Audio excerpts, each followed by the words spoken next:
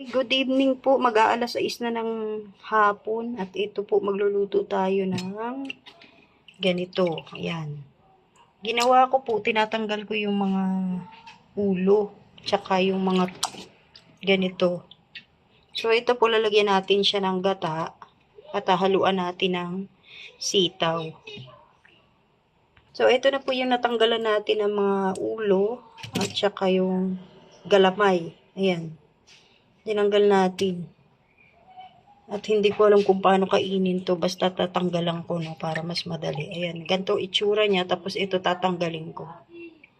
Gagataan po natin. Ano? Ito na po yung ating paglulutuan at nahugasan na rin po yung iluluto natin na hindi ko alam kung anong tawag dito. Na tinanggalan ko ng ulo. Ihilera muna natin dito. Ayan. Ay, ito yung pinakamalaki, oh. Ayan. Sabi nila masarap daw to eh. So, try natin, di ba?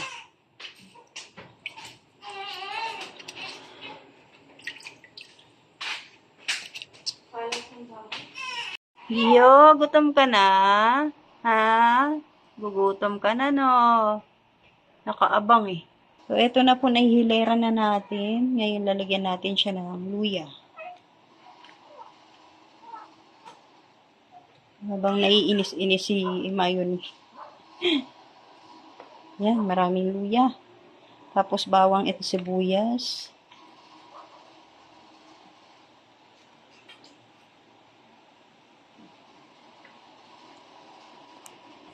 Tapos lalagyan na natin ng asin.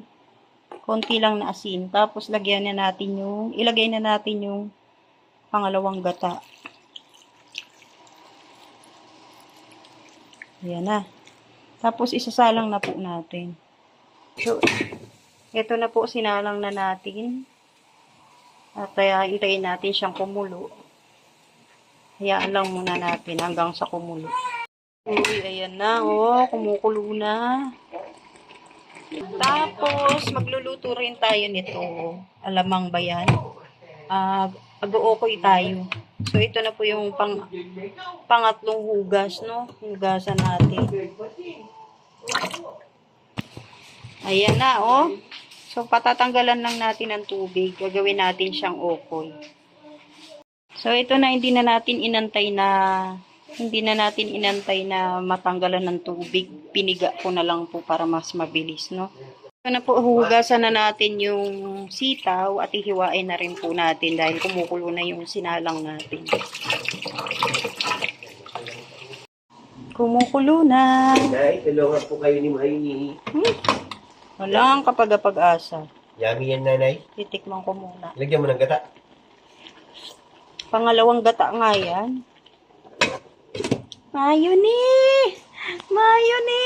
Nagkita na yung maglolo. Tagumpay na Yung naman. mga kasi tatay may sipunay.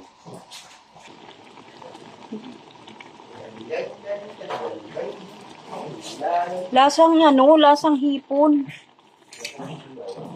Tama lang yung asin na nilagay ko. Pangit kasi pag maalat. Ngayon, lagay na po natin yung sitaw. Yan.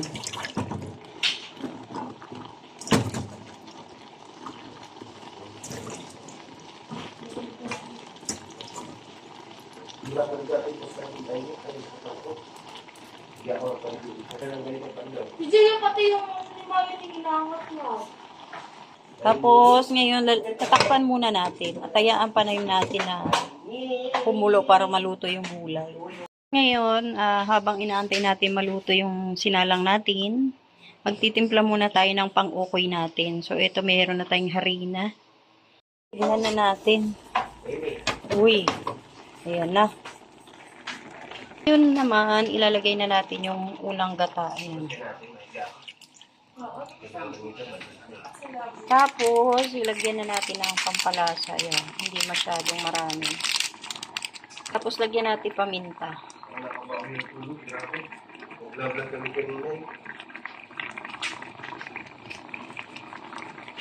Tapos, lagyan natin ng cayenne powder. Ayan, kunti lang, pampaanghang lang. Tapos, aantayin na lang natin maluto yung sitaw.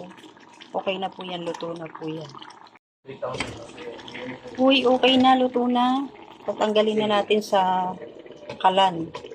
Kasi di kuryente po yung ginamit natin. Sasalang na po natin yung kawali para mag-okoy naman tayo. Ito na po yung harina. Lalagyan natin ng konting tubig. Yan.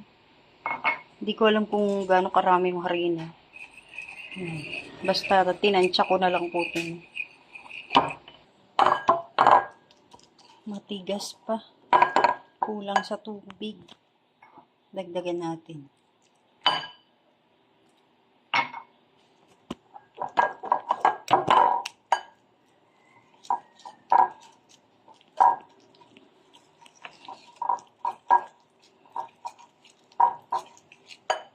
Lagyan ko ng cornstarch. Konti lang din, ano?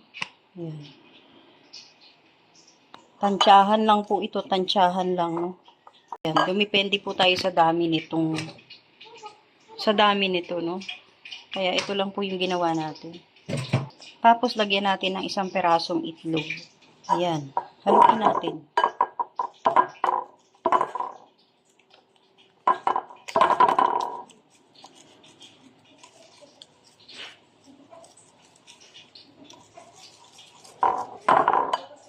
Ayan, naging matubig po siya. Kaya, kailangan natin dagdagan ulit ng harina para makuha natin yung yung texture na kailangan natin. So, ayan, mga 5 kutsara po yung dinagdag natin. Ngayon, haluin natin ulit.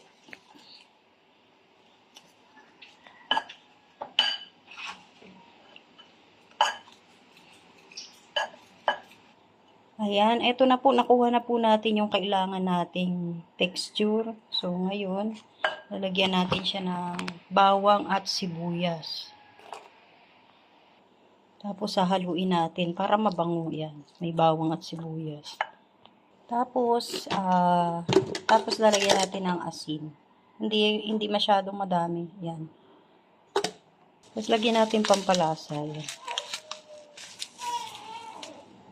Tapos, lagyan natin ng paminta. Saka natin haluin. Para sabay-sabay po siyang mahalo, no?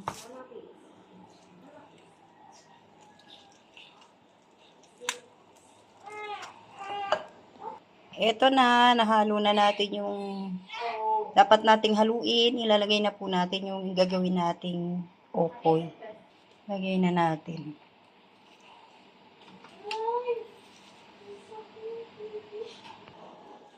Haluin natin. At syempre, pag nahalo na natin to, pwede na tayo magluto. At nakasalang na rin po yung natin, yung kawali. Mainit na rin po. Ito na po, nahalo na po natin ng maayos. Ngayon, iluluto na po natin ang ating okoy. So, ito na po yung okoy. Tapos na po tayo magluto. Ayan. Ito naman yung ating ginatan. Tapos na. Kakain na lang po mamaya. At natutulog pa po si Pure Health dahil sa pagod. 7:10 na po ng gabi. Mamaya pagising niya, kakain na lang siya, di ba? Ready na yung pagkain namin. At itong mga aso nakakain na rin. Ayan, maraming salamat po sa lahat ng manonood. God bless. Magandang gabi po.